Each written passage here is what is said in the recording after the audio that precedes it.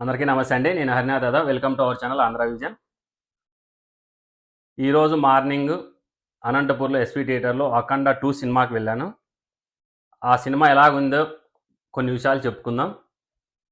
బోయపాటి బాలకృష్ణ డైరెక్షన్లో దాదాపుగా 4 సినిమాలు అని చెప్పుకోవాలి. ఇది 4వ సినిమా. ఈ సినిమా 4వ తేదీ నైట్ రిలీజ్ కావాల్సింది. కాకపోతే కొన్ని అనివార్య కారణాల వల్ల, ఏదో నిర్మాతల ప్రాబ్లం వల్ల నిన్న నైట్ 9:45కు రిలీజ్ అయింది. నేను ఈరోజు మార్నింగ్ 8 వెళ్ళాను. సినిమా మొత్తానికి చెప్పుకుంటే బాగుంది అని చెప్పచ్చు. హెవీగా ఉందని చెప్పలేము, బాగలేదని చెప్పలేం, కానీ బాగుంది అని చెప్పచ్చు. అలాగే డైరెక్షన్, బోయపాటి డైరెక్షన్ నా పర్సనల్ వరకు యావరేజ్ ఉందని చెప్తా. ఎందుకంటే అఖండ 1 సినిమా నాకు బాగా నచ్చింది. అఖండ 2 వచ్చేసరికి యావరేజ్ అనిపిస్తూ ఉంది. అఖండ 2 సినిమా కథ వరకు వస్తే, కథ వచ్చేసి చైనా ఇండియాని ఏదో నాశనం చేయాలనేసి వాటర్లో ఒక వైరస్ మాదిరి ఏదో కలిపేసి దేశాన్ని మొత్తం, దేశభక్తిని ఫస్ట్ నాశనం చేస్తే దేశాన్ని నాశనం చేయొచ్చు అనేసి విలన్లు అనుకుంటారు. దీన్ని ఏ విధంగా ఎదుర్కొంటారు అనేదే సినిమా మొత్తం సారాంశము. ఈ సారాంశంలో కథ విషయానికి వస్తే అఖండ 1 బెస్ట్ అని నాకు అనిపిస్తుంది. నా పర్సనల్ ఇన్నర్ ఫీలింగ్ ఇది. అఖండ 2, 1, 2 బేరీజ్ చేస్తే 1 బాగుందని చెప్పుకోవచ్చు.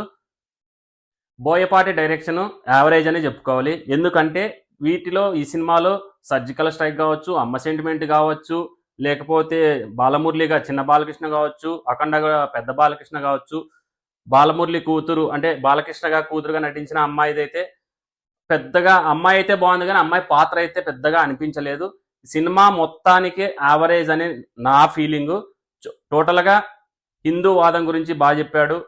కాకపోతే కొన్ని చోట్ల సీన్లు కొంచెం బోర్ అనిపిస్తాయి. అలాగే కొన్ని చోట్ల సీన్లు సూపర్ అనిపిస్తాయి.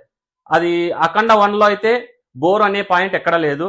ఈ అఖండ 2లో అయితే ఫస్ట్ హాఫ్ అయితే బాలకృష్ణ గారికి చాలా తక్కువ విడిది ఇచ్చారు.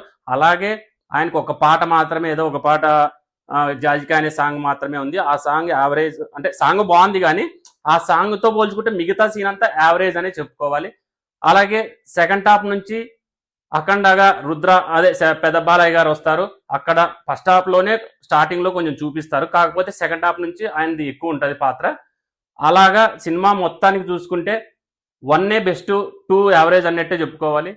కాకపోతే కథ విషయానికి వస్తే కథ టోటల్గా 0 అనే చెప్పుకోవాలి. యాక్టర్ ఆది పినిశెట్టి కావచ్చు, సంయుక్త మీనన్ కావచ్చు, బాలకృష్ణ గారి యాక్టింగ్ అయితే, ముగ్గురిది యాక్టింగ్ బాగుందని చెప్పచ్చు. కాకపోతే సంయుక్త మీనన్ వచ్చేసి చిన్న పాత్ర అయినా డిఆర్డిఓ ఆఫీస్లో ఒక ఎంప్లాయ్గా ఉంటుంది. ఆమె పాత్ర చిన్నదైనా కూడా బాగుంది, బాగా యాక్టింగ్ చేసింది. ఒక సాంగ్, జాజికా సాంగ్ ఉంది, ఆమెది బాగుంది. కాకపోతే ఆది పినిశెట్టి ఒక మాంత్రికుడుగా ఆయన చేసిన విలన్ బాగుంది, యాక్టింగ్ బాగుంది. కాకపోతే ఆయన పాత్ర ఎందుకు వస్తుంది, ఎందుకు వెళ్తుంది, ఎప్పుడు ఎండ్ అవుతుంది అనేది కూడా కొంచెం కన్ఫ్యూజ్గా, క్లమ్జీగా అనిపించినట్టు అనిపిస్తుంది. టోటల్గా అయితే యాక్టింగ్ అయితే బాలయ్య గారిది బాగుంది, సంయుక్త మీనన్ది బాగుంది, ఆది పినిశెట్టిది బాగుంది. కాకపోతే స్టార్టింగ్లో మురళీమోహన్ గారు ఒక ఋషిగా మాదిరి కనిపిస్తాడు. ఆయన పాత్ర కూడా జస్ట్ యావరేజ్ కొంచెమే ఉంది, పర్లేదు, బాగుందని చెప్పుకోవచ్చు ఆయనది కూడా. టోటల్గా చూసుకుంటే యాక్టింగ్ వరకు అయితే బాగుంది, కథ అయితే కొంచెం డల్ అని చెప్పుకోవాలి.